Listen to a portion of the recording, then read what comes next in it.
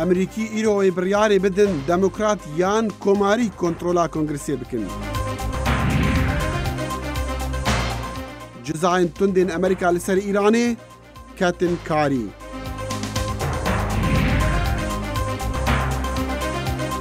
û baranên boş rewşa xelkê Mûsilê şepirze dikin.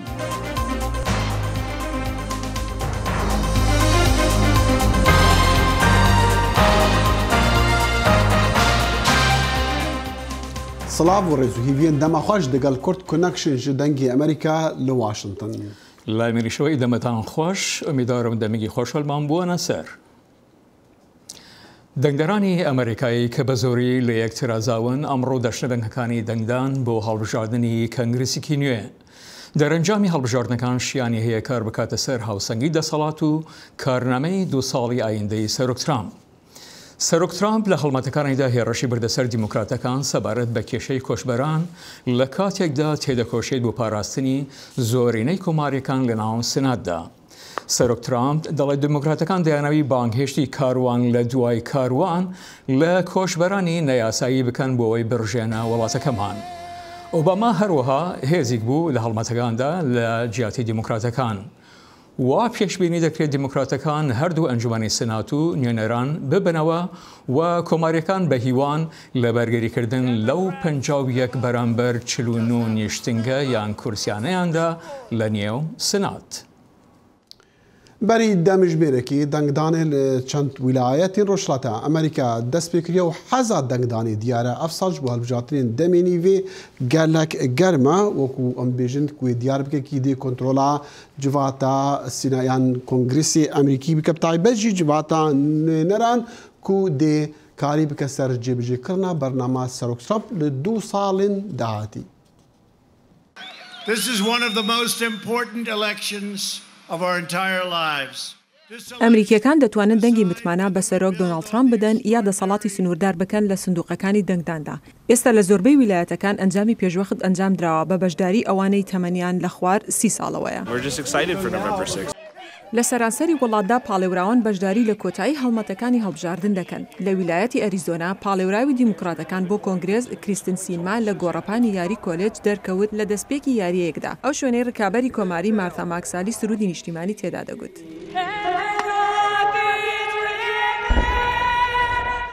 ڕیکلامە سیاسیەکان ئاسمانیان تەنیوە. من دەڕوانمە کارەکەم تا بزانم دەتوانم چی بکەم هەموو ڕۆژێک بۆ بەدەستهێنانی هەندێک شت بۆ هاوڵاتیانی میزوری. تۆ شایانی سیناتۆرێکیت کە بتوانێت چارەسەری ئەو شپرزەیە بکات نەک کەسێک تەنها هەوڵی مانەوەی کورسەکەی دەدات. سەرۆک ترامپ ڕۆژانە هەڵمەتەکانی بۆ کۆماریەکان کردووە. ئاماژەی بە ئابووری بەهێزکردنی ویلایەتە یەکگرتووەکانی ئەمریکا دەدات لەگەڵ ئەوەشدا هۆشیاریدا لەسەر هەڕەشەکانی کە تیشک دەخەنە سەر کۆچبەری نایاسایی کە هەوڵی ئەوە دەدەن خۆیان بگەێنن بە ئەمریکا.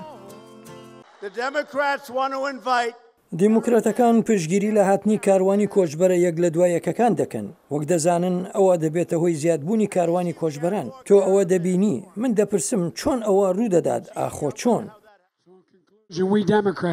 ئێمەی دیموکرات پێویستە ئاشکرای بکەین کە ئێمە کەین. ئێمە هیوامان بەسەر ترسدا هەڵبژارد.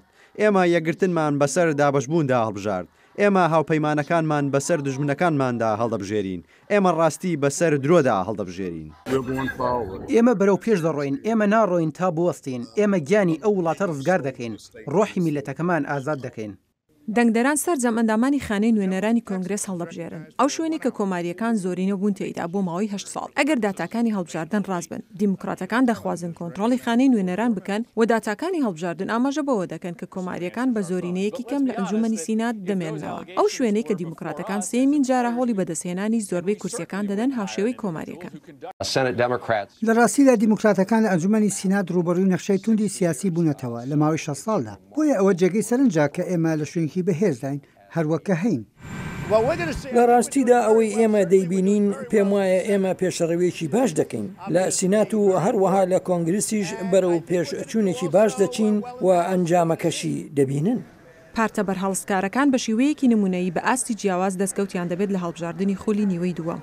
و دابەشبوون و کۆنتڕۆڵکردنی کۆنگرێس پێدەچێت ببێتە مای سەرهەڵدانەوەی کێشەی لایەنەکان لە کۆنگرێسدا.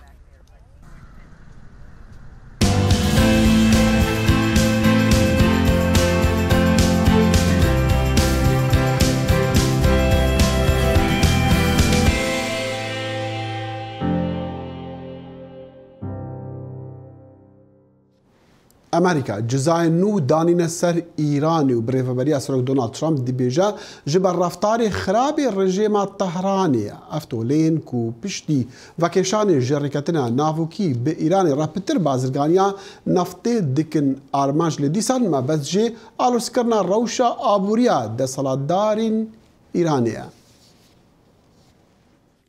Bi danana cizayên nû yên ku duh ketînkarî bi rêveberiya Serok Trump dixwaze Îranê tengav bike piştî sizdbûna givaşa Amerîka û cîhanê li ser wê bi rêketina bername navokî li 2015. Digel cêbicêkirina toleyan duh wezîrê derveyê Amerîkî got ev gera cizayan dê gelek tund bin çunku kes bazirganiyê bi Îranê re nake lê ji bo demekî Kurd çend welatan venagire. The US will be granting these exemptions to China, India. ئەمریکا دەڕێ دەتە چین، هندستان، ئیتالیا، یۆنانستان، کۆریا باشوور، تایوان و ترکیە. Van وڵاتان کڕینا نەفتە ئیرانê li 6 mehên kêmkirîne.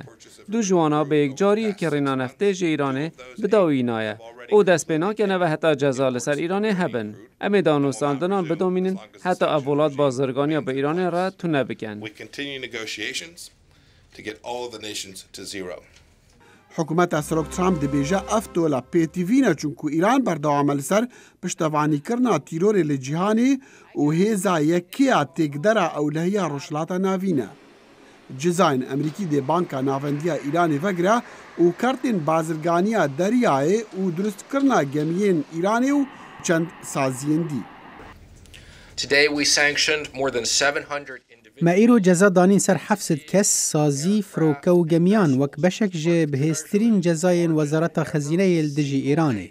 Rêberên Îranê dibêjin ew guhê xwe nadin cizayên Amerîkî û dê li ser firotina nefta xwe û çalakiyên xwên bazirganî berdewam bin lê şereza bawer dikin ku kampaniyên bazirganiyên cîhanê dê pêgirtinê bi toleyên Amerîkî bikin ji ber ku nevên bazirganiya bi Amerîka re ji dest bidin.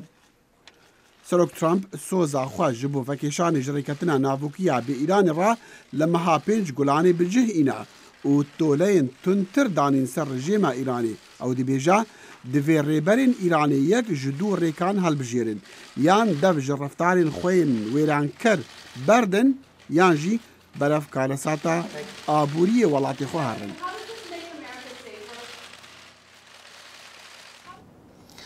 هەژدەهەمین کۆنفرانسی ساڵانەی کۆنگرەی نەتەوەی کوردستان کەنەکە لە کۆتایی مانگی ئۆکتۆبر لە هۆڵەند بەڕێوەچوو. بۆ چەشنە سەر چوونەتی بەڕێوەچوونی کۆنفرانسەکە کاک ڕێبوار ڕەشید هاوسەرۆکی کەنەکە لە ڕێگای سکایپەوە لەگەڵماندایە. کاک ڕێبوار خۆشاتنەوە بەڕامەکانی بەشی کوردی دەکرێت بە بێنەرانمان بڵێن کۆنفرانسەکە چۆن بەڕێوەچوو وە چی بوون ئەو خاڵە سەرەکیانەی کە تێدە باسکران؟ کۆنفرانسەکە بە شێوەیەکی ئاسایی و نۆرماڵ ڕوو و هەمیشە بەڕێوەچوو ئەو کاڵانەی کە باسمان کرد هەمیشە سەبارەت بە پرسی کورد و کوردستانن کورد و کوردستانیش بەمانەی هەر چوارپارچی کوردستان و هەروەها ئەو بەشانی دیکەی کە دەکەوتنە دەرەوەی خاچی کوردستان وەکو خۆراسان و بەشەکانی رووسیا و ئەرمێنیا و وڵاتە کوردی دەرەوەی وڵات خاڵەکانیش بە زۆری ئێمە لەلایەک و دەستپەرشی لەو کارە باشانە دەکەین کە دەکرێن لایەکی دیکەشەوە ئەوەی کە سەبارەت بە پرسی نەتەوەی بێ سەبارەت بە پرسی نیشتیمانی بێ کەم و کورتی بن هەڵە بن کە دەبێت بکرێن و کە نابێ بکرێن و کە نابێت دووبارە بکرێنەوە لەسەرەوانە هەروەها سەبارەت بەوەی کە چۆن پێکەوە کار بکەنەوە چەند زیاتر لێک نزیک بینەوە وەکو نەتەوە وەکو پێکات جیاوازەکانی کوردستان ئەو کە باسمان کرد لەبەرەوە زۆر بوون بەڵێ. کاکە ڕێبوار لە درێژایی ئەو هەژدە کۆنگرە کەنەکە توانیوە ببێتە ئەو چەترە کە هەموو لایەنەکان لە سێبەریدا کۆ بکاتەوە؟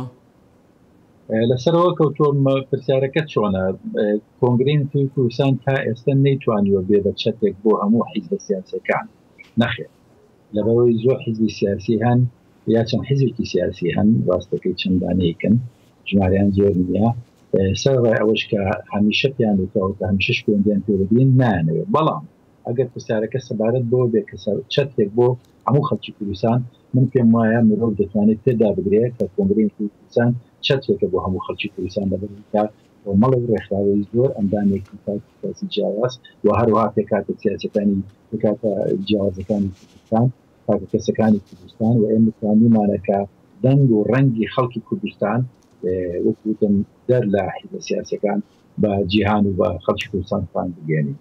بەس کاکە ڕووبار چی ناوەستەنگانی لە بەرامبەر کەنەکەدا بۆ کۆکردنەوەی لایەنە کوردستانیەکان؟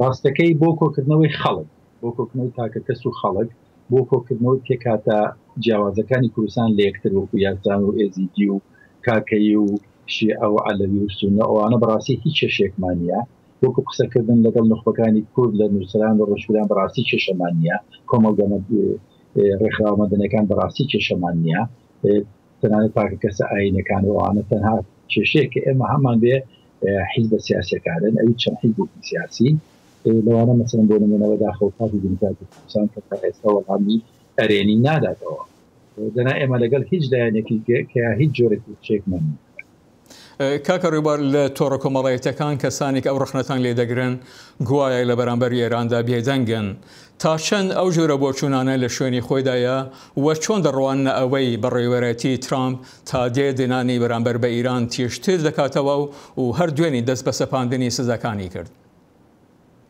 ئەو پێداگرنێکی نادروستە کە ئێمە بەرامبەر بە ئێران دەدەنگین پێداگرتن دەبێت لەسەر ئەساسی فاکت بێ مەسەڵەن من دەتوانم فاکت زۆر بێنمەوەی کە من خۆم وەکو هاوسەرێکی کۆبرێنتی کوردستان لە سەفەرەکانمە بۆ ئەمریکا لە سەفەرەکانمە بۆ هەموو دنیا لە هەموو دانیشتەکانمانە ئێمە بە تایبەتی باسی ئێرانەکەین ئێران بە دەوڵەتێکی داجیکە بڕستین دەناسین چەوسانەوەی حکوومەتی ئیسلامی ئێران لە 30 ساڵی ڕابردوودا بە ڕێکوپێشی بە شێوشی زانستی دەخینە بەردەست زیانەکانی خەڵکی کوردستان لە هەموو ڕێکۆ دەخینە بەردەست لە هەموو شوێنەکەتوانی بێتان باسی چەوسانەی ئێرانمان کردووە باسی وحشیگەری و سیاسەت و هۆبەی ئێرانمان کردووە لەسەر کوردستانە و هەروەها لە هەموو شوێنێک بە دەوڵەتانی جیهانمان گوتووە کە پرسی ئێران پرسێکی بەتەنها ئەتۆمی نییە بەڵکو پرسێکی مافی مرۆڤە پرسێکی مافی دیموکراسیە پرسێکی مافی نەتەوەکانە و لەوێدا بە تایبەتی باسی باشە کاک ڕێوار ڕێبوار ڕەشید هاوسەرۆکی کۆنگرێتەوەی کوردستان کانەکە زۆر سپاس.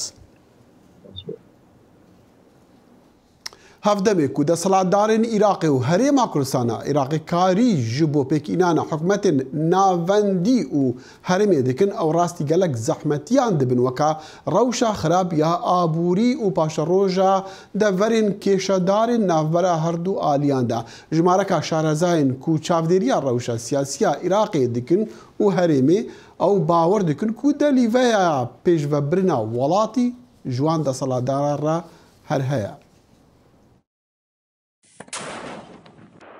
لە دەمێکدا هەریمی خۆرهەڵاتی ناوەڕاست نقمی شەڕ و کێشەیە شارەزایانی سیاسی کە لەم دوانەدا لە سەردانی عێراق ڕاگەڕاونەتەوە ئاگاداری پێکاتنی حکوومەتی نوێ عێراقن پێیان وایە هەلێکی نۆ بۆ عێراق ڕەخساوە کە بتوانێت لەگەڵ ئەو گرفتانەی ساڵانێکەتی هەوڵ بدات چارەسەریان بۆ بدۆزێتەوە و بەگشتی ئەو وڵاتە بە بوارێکی نوێدا دەڕات کە گەلێک دەرفەتیش ئێستا ڕەخساون. بەشداریەکی بەرچاو لەلایەن سونە و کوردەکانەوە بینداوە بۆ کوردستان بە تایبەتی جێگای سەرنجە چونکە گومان هەبوو دوای ڕێفراندۆمی پار ڕەنگە کوردەکان لە سیاسەتی عێراقدا بەشداری نەکەم بەڵام لە ڕاستیدا کوردەکان ڕەنگە زیاتر لەلایەنەکانی تر لەسەر پۆستەکان لە بەغدا بە جددی لە هەوڵدان و ڕەنگە ئەوەش هەواڵێکی خۆش بێت. ئەو شارەزانە پیان وایە ئەو ڕێبەرایەتی هەڵبژێردراوە زیاتر گوێڕایاڵی ئەو خەڵکانە بێ کە بە تایبەت هاتنە سەر شەقامەکان بۆ ئەوەی لە نێو داخوازەکانیاندا داوای دابینکردنی خزمەت گوزاریەکانی سەرەتاییشیان کرد. ئەو کارناسە پێی وایە هۆیەکەی دەگەڕێتەوە سەرەوەکە ڕێبەرایەتی هەڵبژێردراو باشتر لەوەی پێشوویە. ڕێبەرایەتێک هەیە کە عێراق بەرەو ڕێڕەوێکی ڕاست بەرێت و هەڵبەت خەڵکی عێراقیش خازیارن وڵاتەکە بەرەو ڕێڕەوێکی دروست بچێتە پێش. پێم وایە دەرفەتێک هەیە کە یارمەتی بە عەبدولمەهدی بکرێت ئەوە ئەنجام بدات کە عیبادی نەیتوانی ئەنجامیان بدات. عەبدولمەهدی و بەرهەموو کەسانی تریش ئەوانن کە بەڕاستی دەیانەوێت گۆڕان لە عێراقدا ببینن کە بە وڵاتەکە پێویستە. هەم ئێران و هەم ئەمریکا توانایی خۆیان بەکارهێنا بۆ ئەوەی کارتێکردنیان لەسەر ئاکامی پێکێنانی حکوومەتێکی نوێ بۆ عێراق بێت کە ئەو شارەزایە باوەڕی وایە ئێران باڵا دەست بووە. هەڵبەت باوەڕم وایە کە دەرفەتێکمان هەیە لەگەڵ ئەو ڕێبەرانە پێکەوە کاری باش ئەنجام بدەین بەڵام باوەڕم وانەیە کە ئەمریکا کارتێککردنی لەسەر پێکێنانی حکوومەت هەبووە پێم وایە ئەوەی دیتومانە ئەوە ئێران بووە کە چالاکانە ئەو پارتە سیاسی نوێی لە هەرێمی کوردستان هەڵوەشاندەوە کە بۆ دکتۆر بەرهەم کارێکی زۆر گران بوو بیکات بۆ گەڕانەوەی دکتۆر بەرهەم بۆ نەویەکێتی پێویست بە دەستێوەردانێک و دەستەبەرکردنێکی دەرەکی هەبوو کە ئێرانیەکان دەستیان لەوەدا هەبوو. یەکێک لەو بابەتانەی کە بیری لێ دەکرێتەوە ئەوەیە چلۆن عێراق و حکوومەتی هەریم هێزەکانیان تێکەڵ بکەن بۆ ئەوەی چارەسەری ناوچەکانی کێشە لەسەر بکەن. مایک نایت پێی وایە شێوازی پێشووی چارەسەری ئەو ناوچانە بە تایبەت لە ساڵی 2010 بیرۆکەیەکی باش نەبوو چون ناوچەی وا هەبوو هەم هێزی پێشمەرگە هەم هێزی عێراق و هەم هێزی ئەمریکایشی لێبوو بەڵام دەکرێت چارەسەری ئەوە لە ڕێگایکی دیکەوە بکرێت. پێکهێنانی هێزەکانی هاوبەش کە بکرێت لە سنوورەکانی بەرەکانی پێشەوەی ناوچەکانی کێشە لەسەر ئەرگ ئەنجام بدەن. ئەو هێزانە دەکرێت کە لەسەر بازی فیدراڵی پێک بێت و کە ژمارەیەکی زۆری کورد دەتوانێت لە نێو قوارەی لێهاتوویدا بەشداری بکات. هەروەها یەکێک لە مەبەستەکانی ئەمریکاوەیە سربەخۆیی هێزەکانی ئاسایشی عێراق بپارێزێت بەڵام لە هەمان کاتدا وردە دەوری حەشتی شعبی لە نێو ئەو هێزانەدا کەم بکاتەوە کەوێ دەچێت دەما کارێکی دژوار بۆ ویلایەتە یەکگرتووەکانی ئەمریکا بێت. و ئێستاش هەوکارمان یەحیا بەرزەنجی لە یەکێک لە بەنکەکانی دەنگدانەوە لە یاریتی ڤەرجینیا لەگەڵماندایە. کاکە هەیە ئەزانم هەرچەند زووە دەکرێت بە بینەرانمان بڵێن ڕێژەی بەشداربوون چۆنە بۆ پێی ئەمڕوو باران و شانیشەی خەڵکێکی کەمتر بارانەکە بەشداری بکەن؟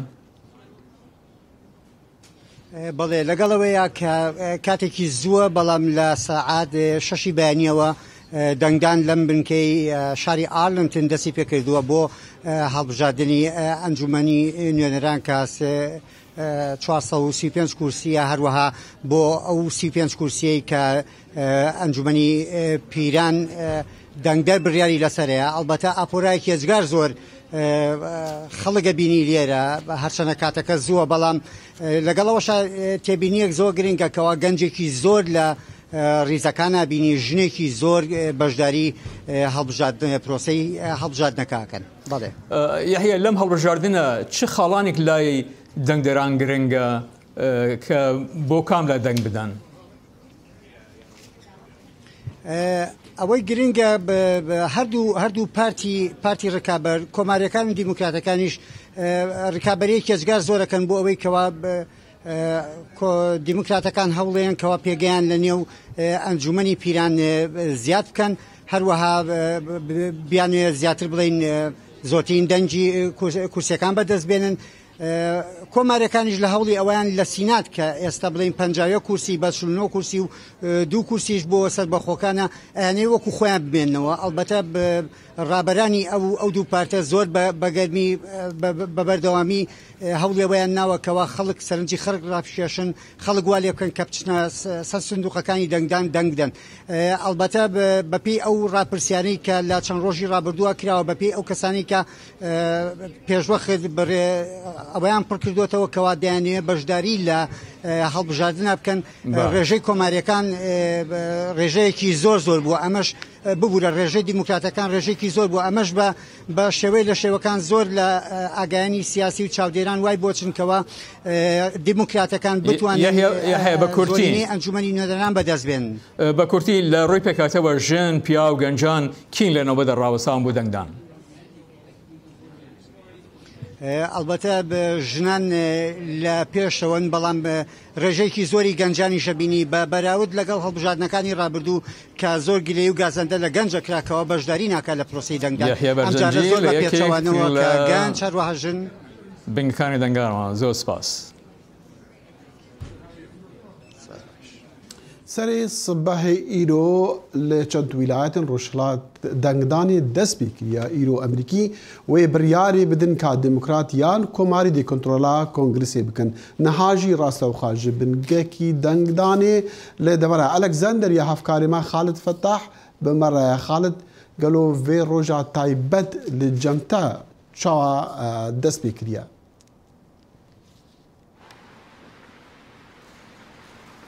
بله دخل هلبت افریقا روزه که گلک تایبته یعنی لسر آست خلقی و لسر آست سیاسی جی گل هاندان تا کرن بو افریقا بجداریه لدنگدان به تا کرن افدنگدان زور گرینگه بو دموکراتن هر وسا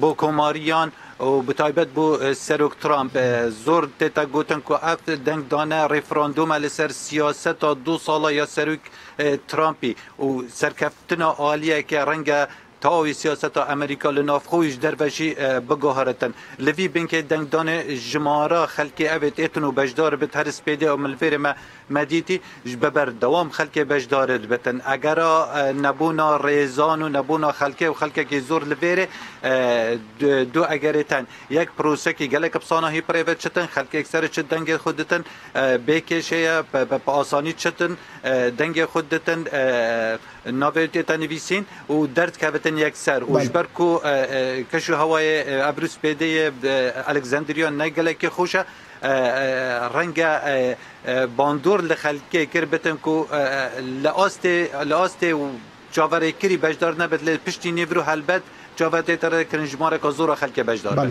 خالد يعني وقت اللي بيجي أفدك دانا إيرو ريفراندوم للسر سياسة سلوك ترامب جبو 2 سال دهاتي بكارب برنامج خو جيب كأننا ليه ما دخلت بشمرة بحثي جرينجيا فان هالبجاتنا بكيبو قشت لأنه كتابت جي فرجينيا كويلات كتناسكرن بالنكا برينها كوماري بتربون نها بتشكي ها ديمقراط بتر قشد كن في ولايتي.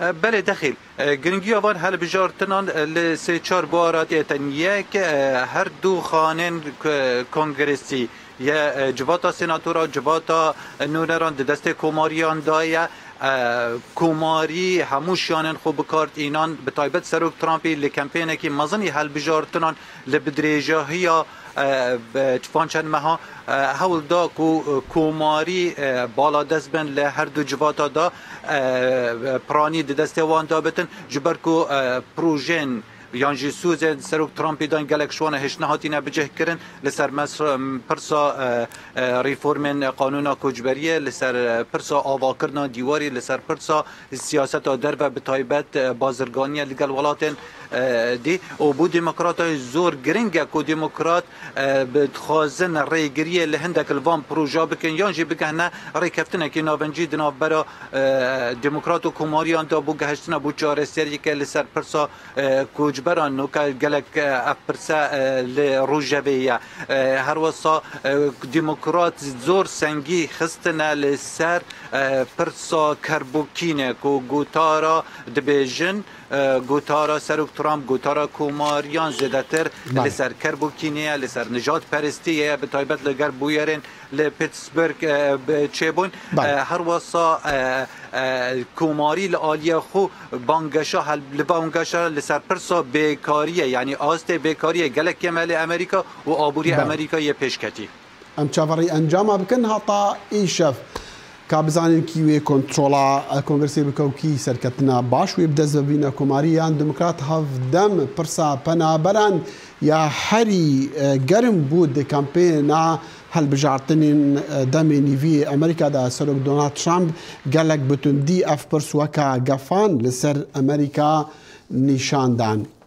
خالد فتح دقل مبو جبنكي الكسندريا وكما قلتي برسا بنابران برسا هلا قرن بو د كامبينا هل بجارتنا عندكو سروك ترامب رخنا للديمقراطان قرتن لسرفي برسي كارواني هزاران بنابران جولات باشوري امريكا نافرو كتفايا قوتارين سروكي بو لدامي كامبين جبو نامزتين كوماري ويدي قوتا امريكيان كو هلوسة ديمقراطان لسر برسا بنابران النارما او قفاية ديكان سر ولاتي ام روبكين اراقي و دیاره ما کشک تکنیکی هیا لسر مثلا راپورتین کومه هین لپی وان راپورتان جه پیامیر ما یعنی جه افکار ما راست و خارج بنگهین دنگدانی سر رای او بارود خانه نالباری که هولاتانی موصل لروی آبوریه و تیده دجیان به هاتنی زستان و شپولی کی باران مینیتکان قرصر بونتوا وەرزێ زستانê li Mosulê wekû tevaya deverindin dest pêkiriye û niha xelek çavereyê harîkariyan dikin da ku berhengariya sermayê bikin belê bi goreyî gotinên hawlatiyan ku di rewşeka gelek xirab da jiyana xwe diborînin dê evî werzî da dê toşî gelek girifta bin ji ber ku berhevî bi temamî bo werzê zistanê nehatîne kirin. النفط ماكو طبعا گاز نینه بتنی مجارکی ورگرتیه و حتی نوکه نهاتیه بلاف کرن ام دخوازه دیگه این اف برمایی که بهینه را کرن و جاده بهینه قیر کرن او کاربا هبید جبر که هر جدوهی و حتی نوکه کاربا حکومی نینه و آف نبود نوکه آف هاتیه گاز نینه تشتک نینه امر سرین نخاره صوبه جیمنینه همی هات ندزین و خلک همی و چند زانن امر مل جم خودیه کرمنشی هاتیه کشتن اف تقنه هاد بارا کرن جاده بهنه قیر کرن ما اف حال امتیدا هر کسی قصد مارکیت دکت گلک ماندی دبد از ونا کم زاروکین من جدرگی حوشی درکبن نو گل دیف من گرین لی من گوتی المال بمینن هر وسا حولاتی دیارکن کو فر حکمتا موصل پیش وقت برهوین ورز زستان کربانو گازا سپی لسر خلکی بلاف کرباو زیده باری و چنده جاده و ریگاوبان هاد بانه قیر کرن دا کو جیان به آسایی پره چوبا. المنظمات الخيرية الموجودة هذه يعني تجينا هذه. ريخراوين خيرخواز كاردكم بلي ما كس نديت يجلاي حكومتي وهاد بتأيرة كس نهات يو كسي هاري كاريا في خلقي فقير نكريا. كتابخانه گلك دورن زاروكين ما نخوش كتي نجبر هات نازبستاني. هاتنا ورز زستاني و شپولم بارانبارين باندوركا برچاف لموصله كريا و بتايبت موصلا كevin. جبركو خلقي اوه دوريش برنبونا خدمت گزاريانو پیداویستین ورز زستان دنالن کاوا عمر دنگ امریکا موصل بله جانی تو زانی هالبجاتن ایرو روشا که گرینگل دیرو که امریکا ده هالبجاتن دمینی ویا ایرو هالبجاتن تین کرن خلک امریکی دنگی دنج بو توای جواتن نران هالبجیرن 435 اندامن 35 اندا جواتا سیناتوران جمارا صدان و هالوسا 36 فرماندارن ولایت جی ایرو بنا هالبجاتن الله دخيل لما يكلا كروية بو اوي سروك ترامب لترمي اينديا كاركان شو مرة يوباز حتى برنامج هر شاد و بختور بن خدا حافظ بمنا خوش